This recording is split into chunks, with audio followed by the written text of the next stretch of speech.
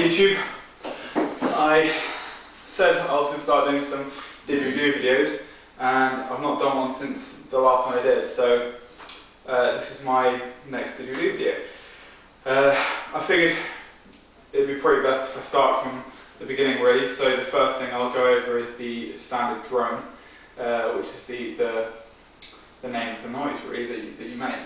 And this is basically made by vibrating your lips down the Didgeridoo. There's a few things really to sort of bear in mind with this.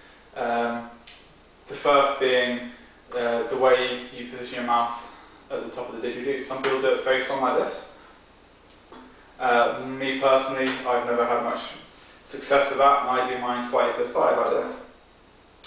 But that's just what works for me. For anyone that's sort of learning, it's definitely worth giving it a try. I found an instant improvement to my drone when I did it to the side. The next thing to really sort of bear in mind is something called back pressure. Now this, in simple terms, is basically how much air and pressure it takes to create the drone. Generally, lower pitched didgeridoos, longer didgeridoos tend to require less back pressure. And I personally find them easier to create a drone on, especially when I was beginning. I found it easier to create a drone on because your lips are looser and therefore easier to vibrate when playing the didgeridoo. The higher the back pressure is usually a higher pitched didgeridoo, and therefore it takes generally less air to keep the drone going, but it also means your lips are a lot tighter, and then I think for a beginner it makes it harder to create the drone. But that's just me personally. Often, especially when I haven't been playing for a while, I find it helps just to loosen up the lips a little bit by just buzzing them out of the didgeridoo. So like, just to loosen the lips up a little bit. And then you just go for it. You want to try and keep your lips as loose as possible when you're doing the drone, to sort of create that successful sound, which sounds something like this.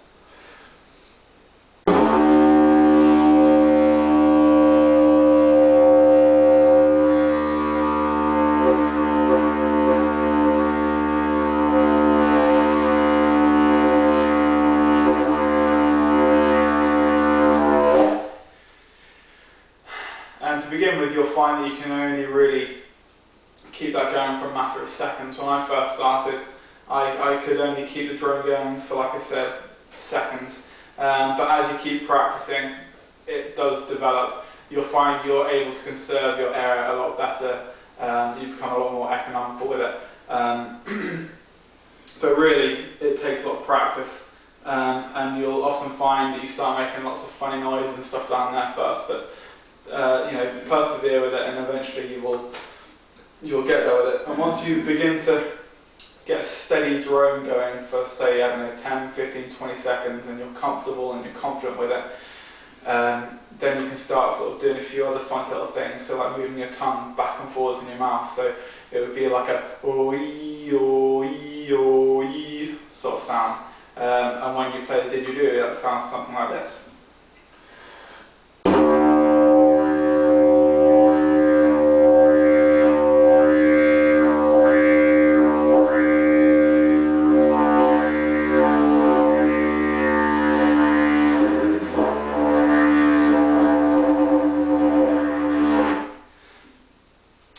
And then you can start flicking your tongue back and forwards quite quickly to sort of create a few other funky little sounds. But yeah, that's the first lesson really, the drone. So just moving your tongue back and forwards to slightly sort of bend the note, and but yeah, just keep persevering with it. If anyone has any questions or video responses to show me their drones, please do. The next stage I should move on to will be other effects that you can do with your tongue, so flutter tonguing and double tonguing and things like that. So yeah, I hope you enjoyed that. For people that are interested in the tarantula videos, I shall be doing a couple of tarantula videos over the next day or so. I'll need to do an update on my avicularia verticala spiderlings. They're just coming up to malt. They've gone really dark. So I'll show you a video of them. And yeah, I want to sort of go over a few